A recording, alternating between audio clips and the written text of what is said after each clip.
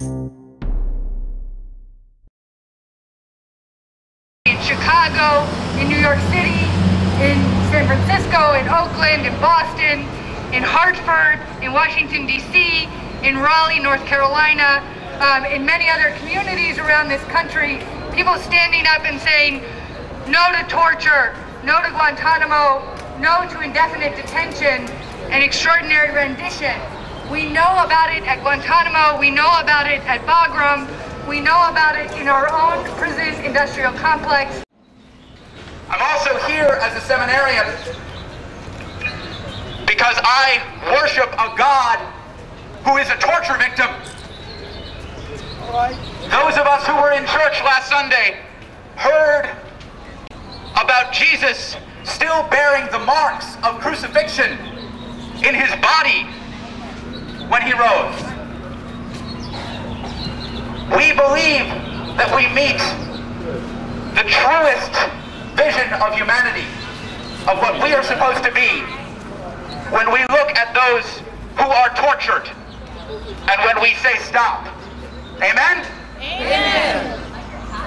And so we're here today to stand in solidarity with those who are being tortured, with those who are being imprisoned, and to say that that is not the end of the story, that we will have an end to Guantanamo, that we will have an end to torture, that we will have an end to lawlessness.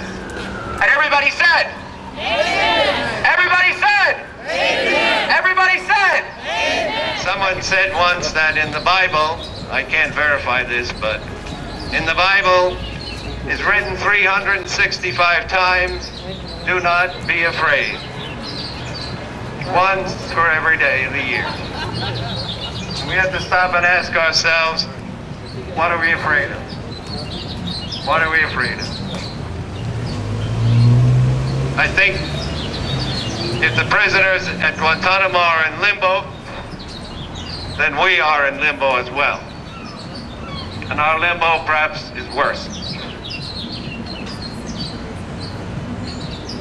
We need to put ourselves, especially our leaders, our congressmen, put ourselves in their shoes.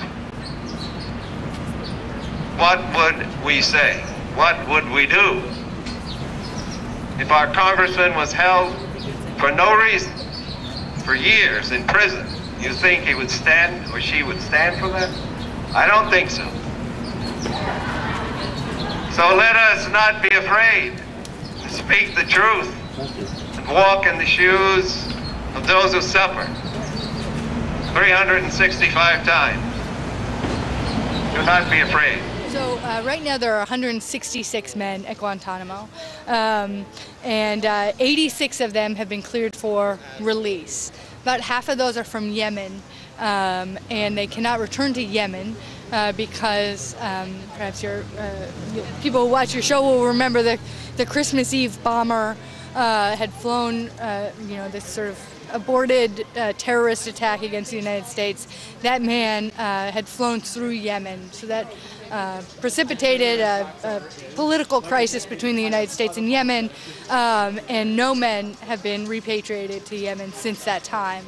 A number of the men are from an area of China, and they're an ethnic minority in China. They're called Uyghurs, and they're Muslim men, and the Chinese government sees them as a threat. And if they were returned to China, they would be imprisoned, they would be tortured there. So there are some of them, and then there are men from a number of other countries that are still there. They're on hunger strike because, well, they were responding to a number of sort of abuses, so new policies that the guards have put into place in the last 6 months, but really they're on hunger strike because many of them no longer want to live in this purgatory, in this limbo that they've been in, many of them for more than 11 years.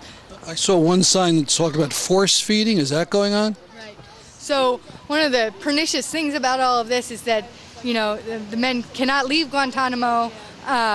They can't go anywhere else, even though the Supreme Court and other legal bodies here in the United States have ruled in their favor.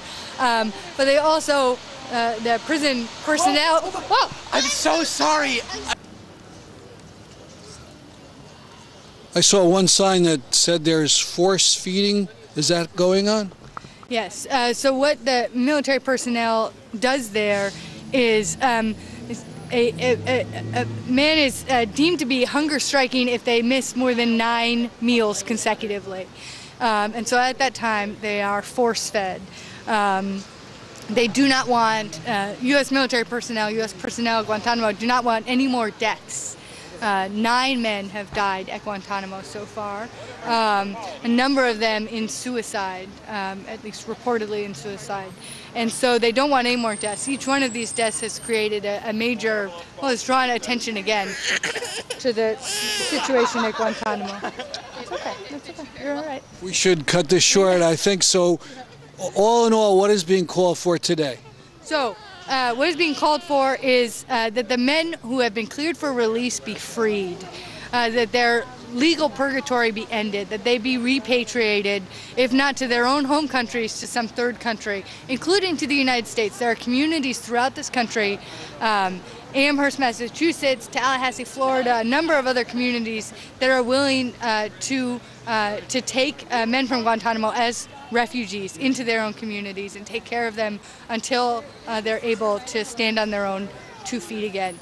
So those men need to be released from Guantanamo. That could happen tomorrow.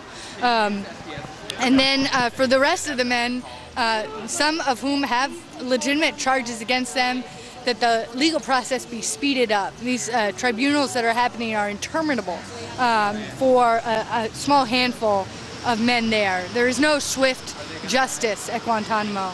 And then there's a group of men who the Obama administration has said are too dangerous to be released, but they cannot be tried because the information, the evidence against them was obtained by torture.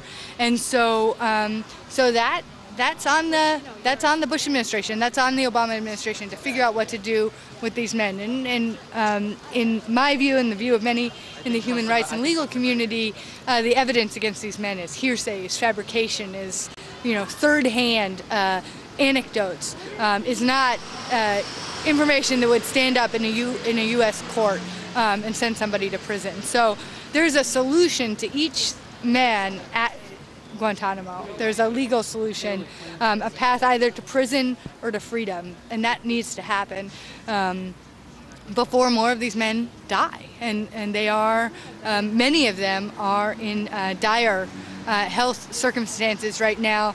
A number of them are getting very elderly. They're being held at a cost of $800,000 per person per year. And that's at a time when, I don't know about your community, but, we're shutting down the rec department, we're laying off teachers, we're closing clinics, we're cutting social services. There are fewer firemen and police officers in my community of New London because of money, and yet we're holding these men, basically, at a huge cost to you and I.